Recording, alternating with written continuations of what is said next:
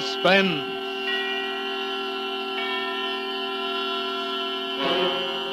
Miss Lucille Ball and Mr. Desi Arnaz in The Red-Headed Woman, a suspense play produced and edited by William Spear.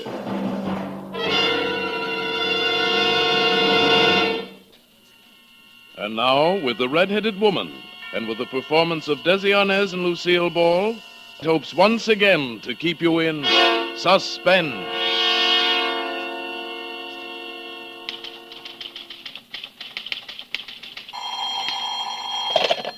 Jensen Corporation. Hello? Hello, Linda? Yes. Oh, hello, Frank. Oh, look, darling, I thought I told you not to call I know. me. I shouldn't call you at the office. I'm sorry, Redhead, but I had to talk to you. You see, Oh, darling, you sound so grim. Is there anything wrong? Oh, this is going to be tough, Linda, but you see, it's kind of hard to explain, but... Well, go on, dear. You can tell me anything. You know that. Oh, you're sure swell, Linda. That's why it's so hard to tell you. Frank, you haven't committed a murder or anything, have you? Oh, no, of course not. Well, what is it then? Linda, please, I tried to tell you last night. I know it's hard to justify, but... But what? Frank, you've met someone else, is that it? Yes, Linda. I'm sorry. Oh, it's quite all right. Is she blonde or brunette? Oh, honestly, honey, Linda, I couldn't help it. It was one of these things. It just happens. Sometimes things do. Well, you don't have to explain, Frank. I'll send your ring back this afternoon. I hope it fits her. Good luck.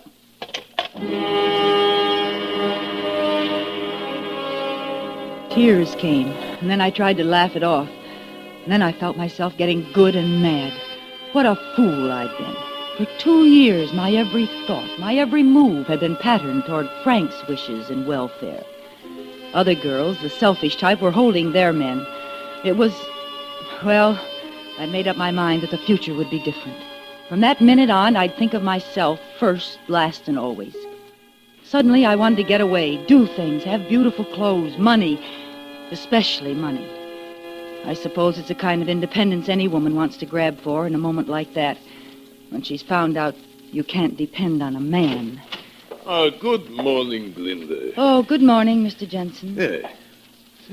Feeling all right? Of course. Why shouldn't I? Well, I don't know. You just seemed a little despondent. No, I'm fine. Good. Oh, will you put this away for me? What? Payroll money? Well, it's only the 5th, isn't it? I'm going to Florida for a couple of weeks, Linda. Oh. I do the payroll money today because I'm leaving tomorrow. Oh, that sounds wonderful. Yes, doesn't it? I've been thinking about it for years. Say, why don't you take a few days off while I'm gone, Linda? What? Oh. Why don't you, Linda? It's a good idea. Certainly I won't be needing you. Well, I could come in on the 14th and handle the payroll. Oh, you needn't bother. I can get Walters. Well, he's pretty busy, Mr. Jensen. I'll come back and handle it. I'll just be in the country somewhere close by. Thank you, Mr. Jensen.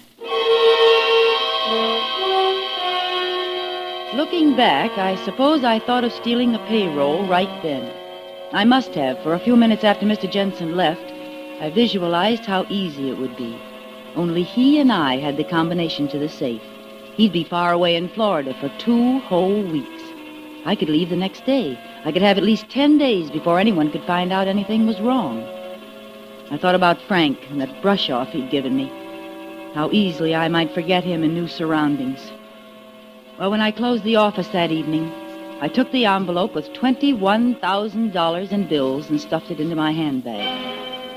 Then, I don't know why, I took the gun Mr. Jensen always kept in the safe.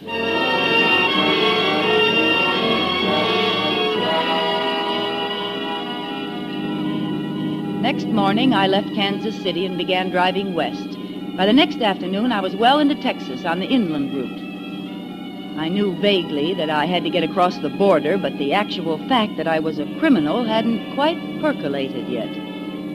A few miles out of Big Spring, the weather changed, and dark gray clouds replaced the blue skies. Then I came to a roadblock, and I had to detour. It was a winding, makeshift road of dirt that stretched on and on for miles. I hated going so slow, but there wasn't anything I could do about it, so I switched on the radio and tried to feel comfortable and forget what I had done. Then a few drops of rain splashed against the windshield, and I hoped that I'd make the main highway before it really let loose. It was then that I heard the announcement. This afternoon, in one of the most daring daylight holdups in Texas history, the 7th Bank of Abilene was robbed of $40,000. As far as is known, only 2 persons participated. A tall, dark-complexioned young man wearing a light gray suit and hat, and an attractive red-haired woman dressed in a green suit. In effecting their successful getaway, one of them shot and critically wounded an elderly bank guard, a veteran of World War I. The couple left in a green panel truck and are believed headed in the general direction of El Paso. More news after our next music. Well, these were worse criminals than I was by far, and they'd made a getaway. I shut off the radio. To my right, black letters loomed suddenly against the yellow background of a sign. Midland, Odessa, Pecos. I slowed down to 30, rounding a series of blind curves. Coming around the last one, I saw a man standing in the middle of the road. I jammed down my brakes to keep from hitting him. He started walking toward me. I'm very sorry to bother you this way, but my car is out of gas, and I was wondering, could you perhaps let me siphon a little from your tank? Well, sorry, but I'm low myself. Oh, please, don't be like that. I've been waiting here for hours. You're the first car I've seen. I would just take a little. Well, I can't. Honestly, All right. Then perhaps you would be so kind as to give me a little lift to the next gas station? Well, Oh, come on now. Don't you believe in the good neighbor policy? Well, all right. Get in. Thanks. Thanks a lot. We'll find a gas station right on here someplace. I won't even take you out of your way. Well, that's all right. I'm going in the general direction of El Paso? El Paso. It all came together suddenly.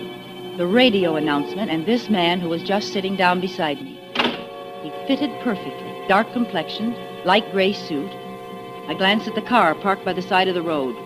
Yes, it was a green panel truck. Well, senorita? Look, I'm terribly sorry, but I don't think I can take you after all. You see, Oh, now, please. I have been marooned here for 2 hours. It's very important that I get to Pecos in the next 2 hours. Oh, and where are you going after that? Me? I'm going to travel all over.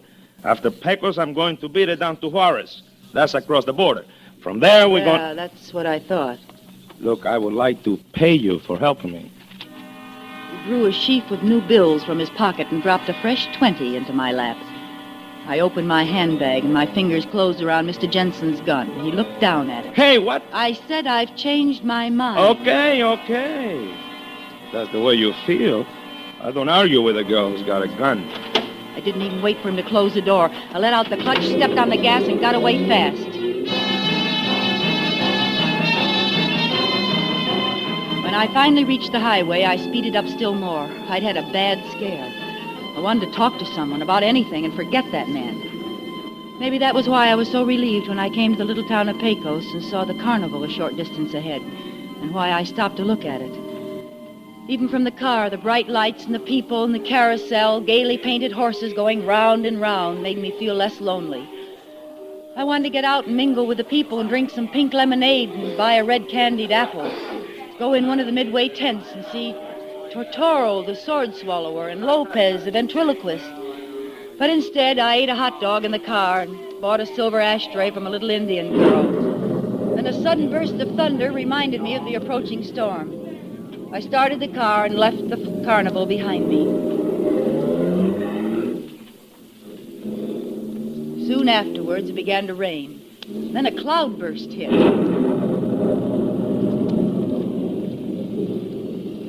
15 minutes later, I spotted an auto court. As I came to a stop, a gray, mustached man in a rubber hat and raincoat came out to meet me. Hello there. Hello, how far to El Paso, please? Not planning to go there tonight, are you? Well, You never make it. A lot of bad spots in the road. I know because in rainy nights I always pick up a lot of money pulling stalled cars out of the mud.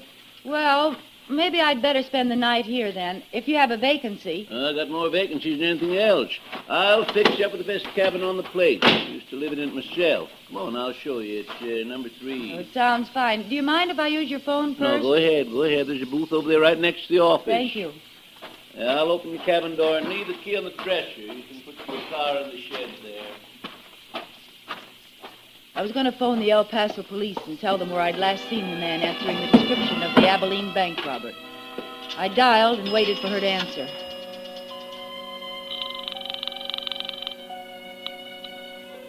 Operator? And then I remembered something. There should have been a woman, too. A woman with red hair, but the man had been alone. Operator? After all, there was more than one green truck in the world. More than one dark young man. Operator? And besides, I thought with a shock, I'm in no position to risk their maybe tracing the call and finding out my name and investigating me. I hung up the receiver. I went out and wheedled a cup of coffee and a donut out of my host. And then I went up to my cabin and went to bed.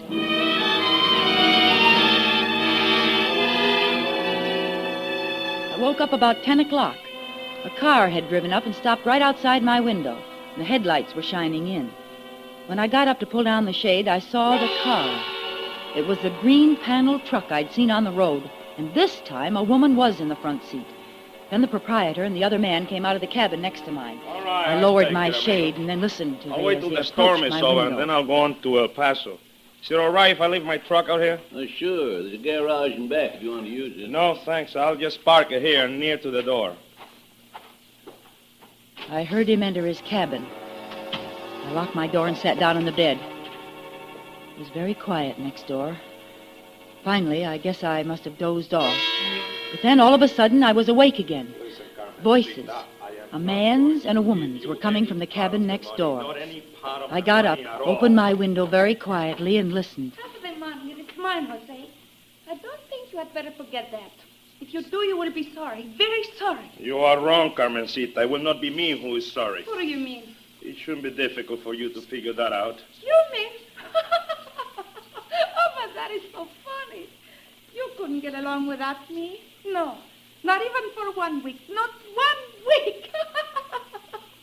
I would not laugh if I were you, Carmen. Wait, Jose. Don't do it. You're just trying to be funny. No. You don't do it. Jose, no. Please don't. After that, everything was quiet. I was stunned, frozen. Then I heard his door open. I hurried to my window and carefully raised the shade a few inches. It was quite dark, and at first I could only hear his footsteps. And then I saw him. He snapped on a flashlight, looked around with it. He was carrying a roll of blankets, and he put it down carefully in the wet grass. Then he opened the rear door of the green panel truck. There was a long, oblong box on the floor. He stooped over and lifted what I'd thought was the roll of blankets, but I was wrong. From one end, a head was visible. A woman's head, with red hair. I must have thrown up my hands and hit the window shade. It clattered to the top. In the tense silence of the night, it sounded like a machine gun. The man outside spun around. Huh? He trained his flashlight on me. He took a long look. Then he turned around and dropped his gruesome bundle into the long box. I turned away. I couldn't look anymore. Finally, I heard him walk toward his cabin, go inside, and shut the door. Then I took a chance. I threw on my raincoat and shoes and hurried to the proprietor's office. I knocked on his door and called to him. There was no answer. So I wrote a quick note and slipped it under his door and hurried back to my cabin. I closed my door and was just fumbling with the key when the lights went on. No use to lock it now, senorita, and don't make a noise. He was sitting in a chair, smiling, casually pointing a gun at me. My gun that I'd foolishly left on the dresser. You were not so very smart, were you, sweetheart? This gun, it looks nice. I think you handle it good, too. I almost found out this afternoon on the road, didn't I? Now, look, I wasn't going to use it, honestly, but, well, you know, you read a lot in the papers about the trouble people get into picking up strangers, and Yes, sure. You're always careful. Stay out of trouble. Mind your own business. That is very good to remember, senorita. That's all I was doing. Well, what do you want with me? It's just too bad you looked out on me just now. I wouldn't have known you were here. I didn't mean to spy on you. I was awake, and when I heard a noise outside, I looked out, that's all. That was natural, wasn't it? Maybe, but it didn't turn out so good for you, did it? Come on now, we're getting out of here, and you are coming with me. But where are we going? Just places, senorita, just places. Come on now. But what do you want with me? You don't want me. Don't want you? Why, I'm crazy for you. I've been looking for you. I've been looking for somebody just like you.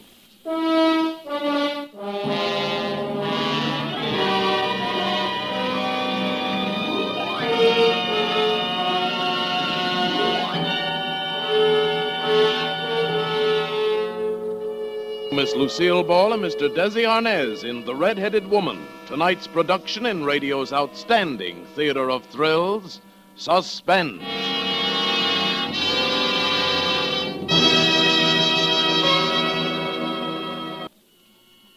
And now, brings back to our Hollywood soundstage our stars Desi Arnaz and Lucille Ball in The Red-Headed Woman, a tale well calculated to keep you in suspense. It was quite a moment. Jose motioned with the gun for me to pick up my suitcase. And right then the door opened and the proprietor came in. I got your note, miss. Well, what's all this? What's the gun for, mister? Oh, it belongs to the lady. She was just showing it to me. Oh, yeah? Well, yes. Yes, that's right. I'll take it back now. This man bothering you, miss? Is that why you left the note? Yeah, I'd remembered my position again. I'd thought of the $21,000 in my handbag. I wanted this murderer locked up, but I didn't want to risk too much investigation. I wasn't bothering her. No, I just thought I heard someone at the window. And when I couldn't find you, I went next door, and this gentleman was kind enough to... Yeah, guess I owe you an apology, mister. But then when I saw you with a gun... It's okay. Forget it. Forget it, amigo. Sure. Well, good night. All right, you stand over there. Well, I guess you must be crazy for me, eh?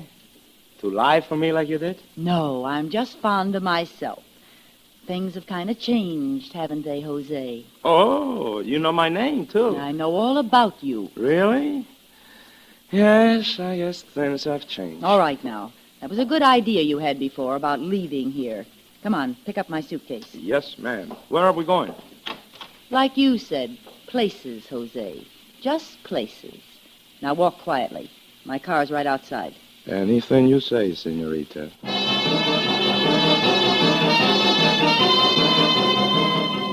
He drove while I held the gun. After we'd gone about 5 miles, we came to a side road. I told him to turn. It's a pretty deserted neighborhood, no? Yes. Please tell me, where are we going? Oh, you're not going very far. You know, I wish you didn't make me leave my truck back there. Oh, you're worried about what's in that pile of blankets, huh? Yes, that's right. Somebody might find her. Senorita, please. Not a chance. Oh, look, now, why don't we talk this thing over? I think maybe we could. I'm not buying a thing. Well, I certainly hope you know what you're doing. Uh-oh. I'm sorry, but we're stuck in the mud. Oh, well, that's a very fancy trick, but it won't work. You don't believe me? No. Well, then get out and see for yourself. And have you drive off and leave me? Oh, no, thanks. Come on, start the car. But I'm telling you the truth. We're stuck in this ditch. You better start the car, mister. Okay. Anything you say.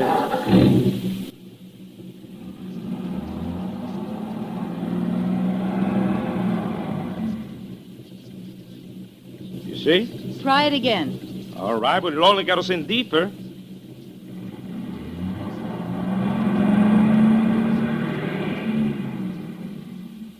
Well, what do we do next? You're running the show. You tell me. Okay, I'll tell you. Get out of the car.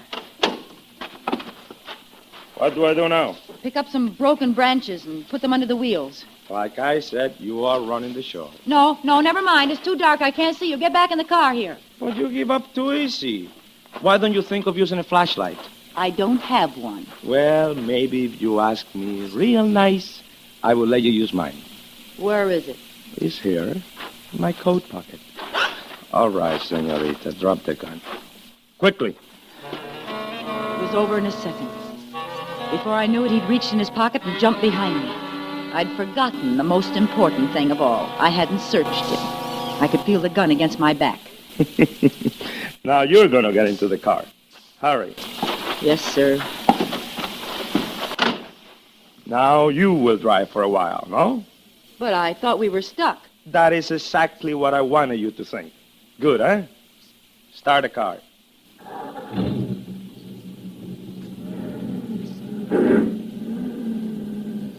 You know, senorita, you should have searched me before we started. Yes, I've already figured that out. Yeah. But this whole thing is kind of new to me. Oh, come on. Let's quit the kidding. You know, I think you would have been very surprised if you would have searched me. You know why? Nothing would surprise me. Oh, I think so. Because you wouldn't have found any gun. Only this.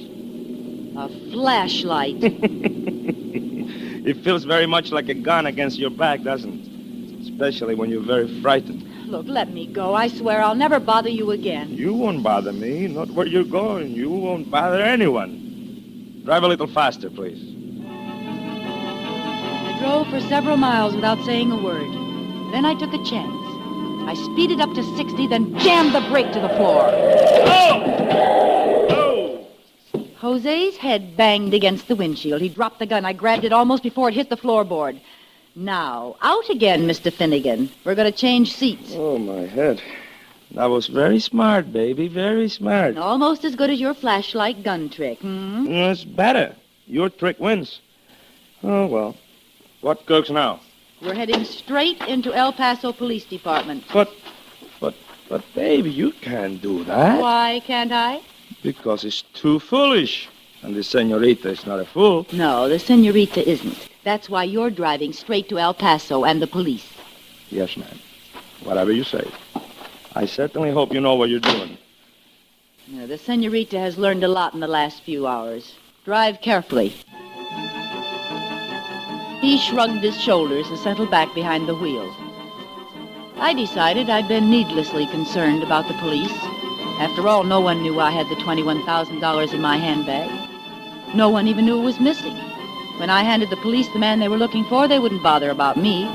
They would accept my statement that I was just a secretary on my way to Mexico for a vacation. As we entered the outskirts of El Paso, I switched on the radio and settled back to enjoy it. And now our Texas roundup of the latest Texas news.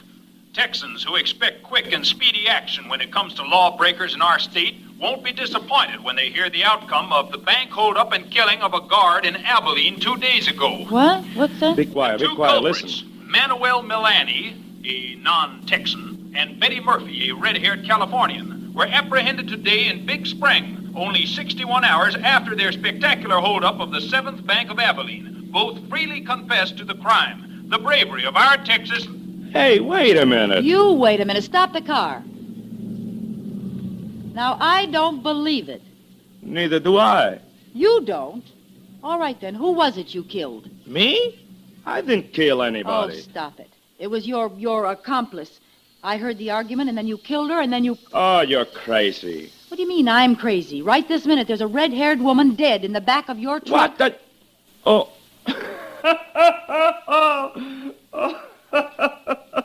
Oh, boy, that's a good one. You know, you're right.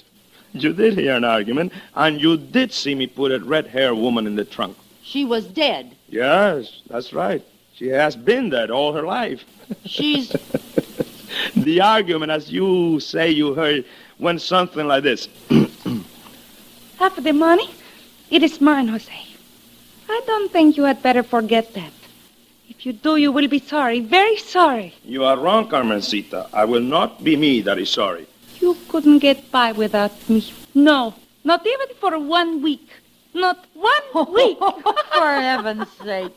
A ventriloquist. What do you mean, a ventriloquist? I am the best. Jose Lopez, the great. Oh, what a relief. Yeah, your relief. What about me? I thought the whole time, here I am traveling with a criminal. Me? How could you think that I was a... Why not? You got the red hair, you're wearing the green suit, just like the description. Oh. Hey, listen, there's only one other thing that is confusing me. What's that? How come you carry such a big bankroll? All these thousands of dollars in your purse. Well, Yes? Well, you... Oh, what's the use? I might as well tell you the whole story.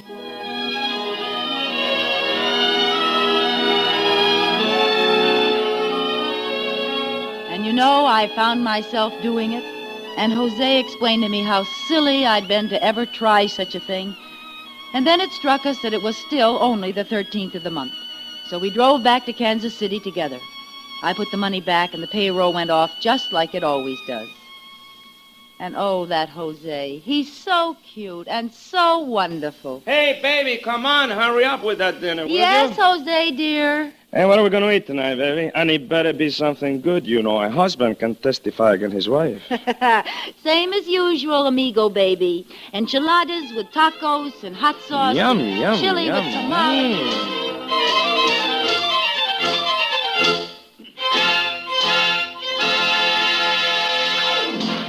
Suspense. Tonight's stars, Lucille Ball and Desi Arnaz. Lucille, I heard your radio show last Friday night. Like it? Sure, swell show. Mind if I get in? Of course not, Desi.